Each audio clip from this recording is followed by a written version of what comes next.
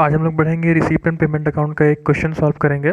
इसके पहले हम लोग रिसीप्ट एंड पेमेंट अकाउंट भी बना चुके हैं। रिसीप्ट एंड पेमेंट अकाउंट क्या होता है ये भी जान चुके हैं, उसका फॉर्मेट क्या होता है ये जान चुके हैं, कौन कौन सा आइटम आता है ये सब हम लोग देख चुके हैं।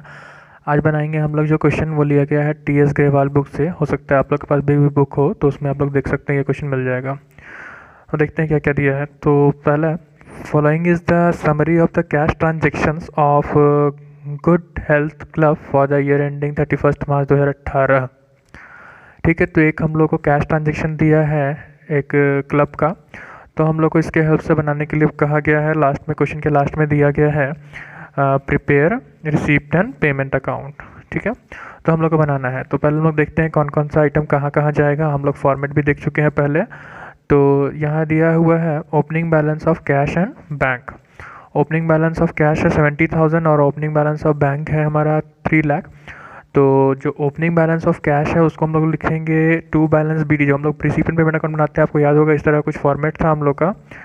यहाँ पर रिसीप्ट, फिर अमाउंट, पेमेंट, अमाउंट, इस तरह का फॉर्मेट होता था। तो यहाँ पर लिखेंगे पहला आइटम हम लोग क्या, टू बैलेंस BD, और उसको अंडरलाइन करके हम लोग लिख देंगे यहाँ पर क्या, कैश, और नेक्स्ट बैंक। दोनों का अमाउंट हम लोग डायरेक्ट बाहर लिख देंगे, कोई दिक्कत नहीं है। 70,000 अमाउंट के कॉलम में और इसका जो है 3 लाख लिख देना है हम लोग को। तो ये हो गया पहला आइटम। दूसरा है सब्सक्रिप्शन रिसीव। सब्सक्रिप्शन रिसीव होने से भी क्या होता है, हमारा पैसे आते हैं, रिसीप्ट होता है। तो सब्सक्रिप्शन रिसीव PY को समझिएगा आप लोग प्रीवियस ईयर, CY मतलब करेंट ईयर जो साल चल रहा है हमारा, और जो NY है मतलब नेक्स्ट ईयर मतलब आने वाला साल। तो हम लोग को तीनों साल के लिए सब्सक्रिप्शन मिला है, ये तीनों को हम लोग को लिखना होगा। और रिसीव हुआ है तो सिंपली याद रखिए कि रिसीव हुआ है तो इसको हम लोग दिखा देंगे रिसीप्ट एंड पेमेंट अकाउंट का रिसीप्ट साइड में, मतलब डेबिट साइड में। ठीक है, ऊपर हम लोग को हेडिंग वगैरह भी देना पड़ेगा, अभी सॉल्व करेंगे हम लोग। पूरे क्वेश्चन को पहले डिस्कस कर लेते हैं। तो ये चला गया हमारा, ये दोनों अमाउंट चला जाएगा रिसीप्ट में, ये भी आइटम है रिसीप्ट का। नेक्स्ट है डोनेशन फॉर जिम, इससे भी रिसीप्ट हो रहा है, तो ये भी हमारा जो अमाउंट है वो टू साइड आ जाएगा, मतलब डेबिट यानी रिसीप्ट साइड आएगा। एडमिशन फ़ी से भी पैसे आते हैं तो receipt. Life membership fee receipt. Wages and salary payment simple है, वेजेस एंड सैलरी तो हम लोग तो NPO है तो देना ही पड़ेगा, कुछ लोगों से काम करवाए हैं तो ये पेमेंट मतलब इधर आ जाएगा, बाई वेजेस एंड सैलरी लिख देंगे हम लोग। नेक्स्ट है लॉकर रेंट। तो जो कभी कभी क्या होता है कि कुछ जो ऑर्गेनाइजेशंस होती हैं वो लोगों को अपने कीमती सामान, जैसे बैंक में भी ये फैसिलिटी मिलता है कि अपना कीमती ज्वेलरी या फिर डॉक्यूमेंट्स जो आप समझते हैं सेफ़ नहीं है आपके पास में, तो आप उसको वहाँ रखते हैं, रेंट फैसिलिटी आप अवेल करते हैं, और उस रेंट फैसिलिटी को जब आप लेते हैं तो बदले में आपको एक छोटा सा रेंट देना पड़ता है, जो कि वो संस्था के लिए तो इनकम हो गया। तो इसीलिए इसको हम लोग दिखा देंगे यहाँ पर रिसीप्ट साइड में। ठीक है, फिर है invested in 9% debenture of XYZ limited. तो इन्वेस्ट करेंगे हम लोग 9% डिवेंचर में किसी भी कंपनी का, तो उससे पैसे हमारे पास से अभी तो जाएंगे, तो ये चला जाएगा हमारा पेमेंट साइड में। ये हो गया पेमेंट का आइटम, लॉकर रेंट रिसीप्ट था। हेल्थ जर्नल, हेल्थ जर्नल अगर हम लोग खरीद रहे हैं, हेल्थ जर्नल, जर्नल क्या होता है, एक तरह समझिए मैगजीन है जिसके बारे में, यहाँ पर हेल्थ का जर्नल है ना, तो हेल्थ के बारे में क्या क्या नया नया चीज़ हुआ है, कौन कौन से बीमारियों का कुछ ईजाद हुआ है, या फिर कौन कौन से संक्रमण वाले बीमारी चल रही है, जो भी कुछ उनके बारे में इन्फॉर्मेशन है वो सब है। तो हेल्थ जर्नल हम लोग खरीदेंगे, तो इसके बदले हम पैसे देने होंगे, तो पेमेंट साइड चला जाएगा। स्टेशनरी आइटम्स खरीदने पे भी पैसे जाएंगे, पेमेंट। इंश्योरेंस प्रीमियम पे करेंगे, पैसे जाएंगे, पेमेंट। कुरियर चार्जेस पैसे जा रहे हैं, पेमेंट। म्युनिसिपल टैक्सेस पैसे जाएंगे, पेमेंट।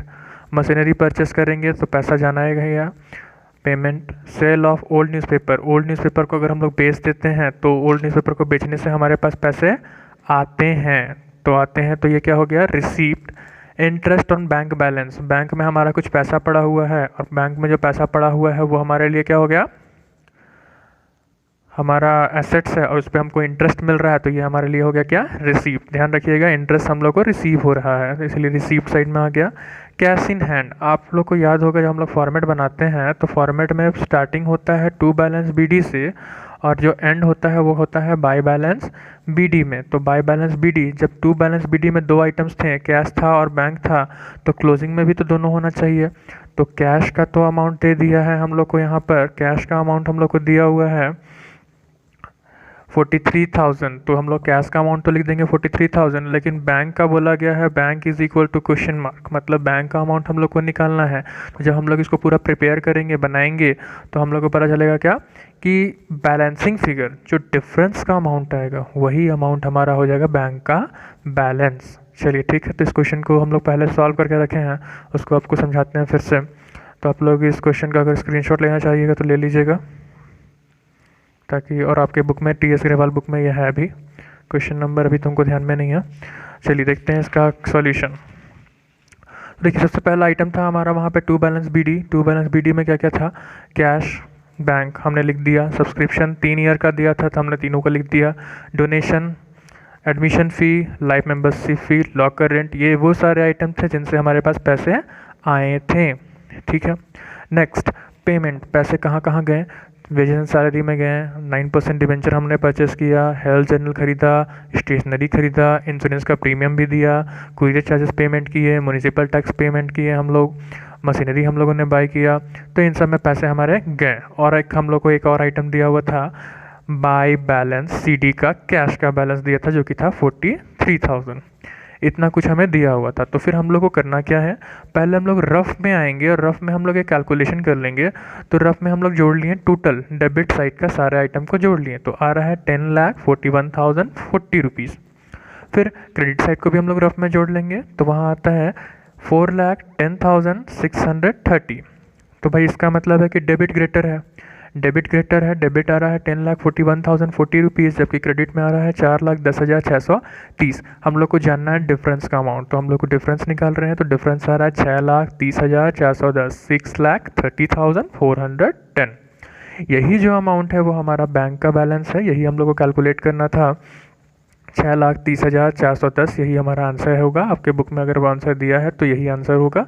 ठीक है, तो इस तरह से हम लोग बनाएंगे, तो ध्यान से आप लोग भी बना लीजिएगा। आप लोग को स्क्रीनशॉट लेना हो, देखना हो दोबारा से वीडियो, तो पॉज करके आप लोग स्क्रीनशॉट ले लीजिएगा। सारा ये सॉल्यूशन है। बाकी एग्ज़ाम पॉइंट ऑफ व्यू से अगर देखा जाए तो रिसीप्ट एंड पेमेंट अकाउंट तो नहीं आता है, लेकिन इसके आइटम्स को आपको याद रखना है, फॉर्मेट बताए थे इसलिए क्वेश्चन करवा देते हैं, लेकिन एग्जामिनेशन पॉइंट ऑफ व्यू से ये उतना इंपॉर्टेंट नहीं है। नेक्स्ट क्लास में हम लोग देखेंगे इनकम एंड एक्सपेंडिचर अकाउंट का फॉर्मेट और उससे रिलेटेड क्वेश्चन। तो अभी तक के लिए इतना ही रहने देते हैं, बाकी नेक्स्ट क्लास।